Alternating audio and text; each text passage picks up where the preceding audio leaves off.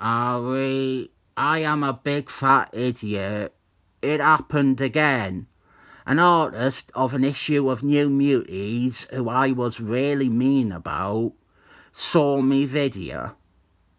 He took it well, but I feel like a shite arse, mega cunt boy. I didn't mind upsetting people I ate, but I didn't hate these people who keep finding me daft videos, criticising their work. I tried to re-watch that video and I couldn't get past a minute because I was so nasty to this poor guy who I now know has seen the video. Or here is an alternative point of view. Maybe all comic book creators should buck up and be great and do the greatest works ever so that I didn't criticise them and then have to feel bad when they see it. Or maybe I should transition to reviewing music instead. You cannot take pity on any musicians. Leonard Skinner are clowns. Oh, what a bunch of clowns. Tuesday's gone. You're bloody right it has. It's already Wednesday. Free Bird. I think I preferred your song when it was called While My Guitar Gently Weeps. This here is New Mutants 55 by Louise Simonson.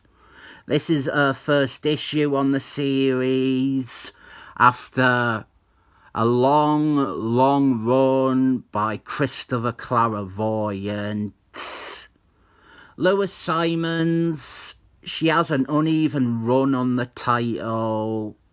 The early stuff with Bethany Belieber on art is strong. There's some with June Bridgman. They're good. Then there is a shaky middle ground until Robert Liefeld comes on board and the book transitions into excellent force pretty much straight away. It is still New Mutants for 15 issues, but it is effectively excellent force if you ask me. This issue is about Cannonballs, my favourite one on this team. He is going on a date with his girlfriend, Envy Adams. Smelly Brie Larson's again, isn't it? Envy Adams, the only time Smelly Brie Larson's has been fuckable. And still, it would be a bit of a reluctant fuck. She could snap out of character at any point. That is the fear. We have got a footnote here on this page attached to nothing. And you can definitely tell that these were previously Christopher Clairvoyant characters because they dress like cheap prozzies. I want to say straight away, Wolf's Girl is a better character the minute Christopher Clairvoyant stopped writing her. Louise Simonson makes sweetness and innocence somewhat more than just a counterpoint to Mary Sue Moonchild. Wolf's Girl is endearing in this, and this single scene with her getting dressed for a party and her doubts and her insecurities. I would raise this one innocuous scene and say that it is better than all 54 issues of New Mutants written by Christopher Clairvoyant. Without a doubt. Louise Simon's always got a bit overlooked. She got a bit shafted by people being far too busy worshipping Christopher Clairvoyant stuff, rather than really admitting that her Extra Factors run or her stuff on New Mutants was sometimes playing better than what Christopher Clairvoyant was doing at the same time. We have Mr. Magnets as headmaster of the school. You'd think I'm going to have a sulk here, but I didn't mind it as a very basic idea. I hate how Christopher Clairvoyant wrote it and his intention behind it, but I think making him headmaster is a decent direction that allows for stories that potentially can say something new about the character. I still didn't think Louise Simon's quite manages to get it out from under the grave that Christopher Clairvoyant dug, where Mr. Magnets is just as deified as Christopher Clairvoyant himself. But Louise Simon's, she does have it end with Mr. Magnets still being a bad guy, so that is worth summit. There's someone I wouldn't mind seeing me videos. Christopher Clairvoyant. He is Scottish too, so he might understand me accent a bit better than most.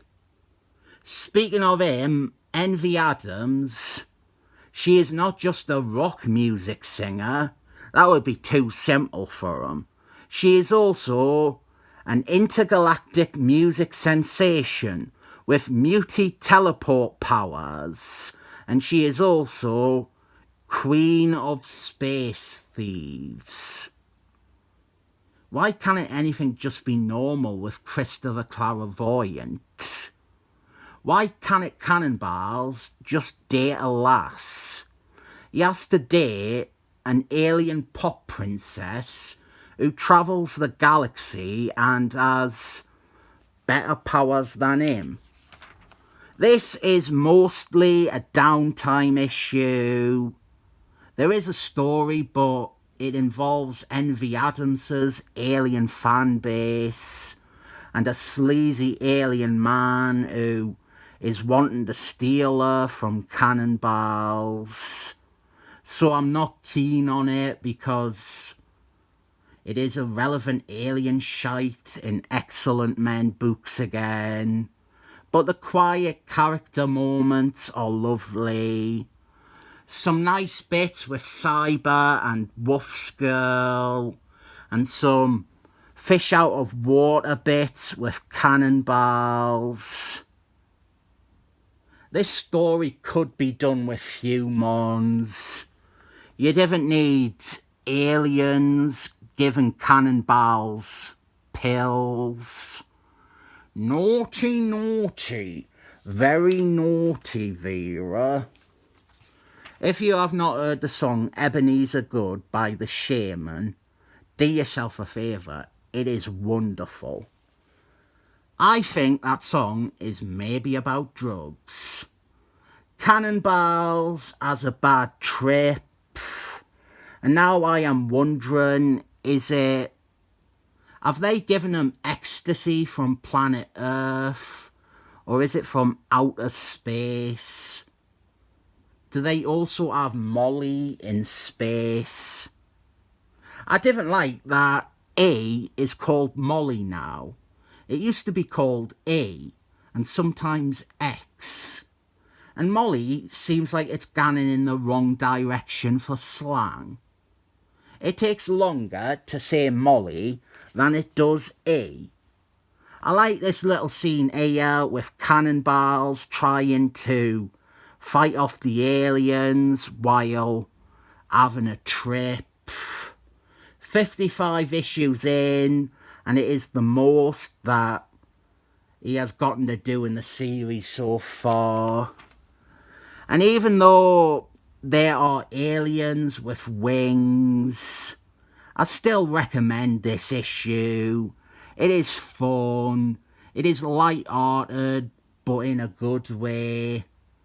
And Louise Simonson really deserves a medal for turning this book around. I actually really like how she is writing Cyber.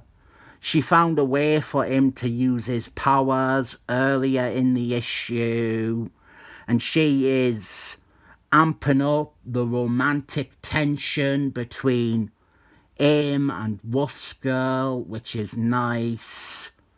But here is some direct foreshadowing for 6 issues' time.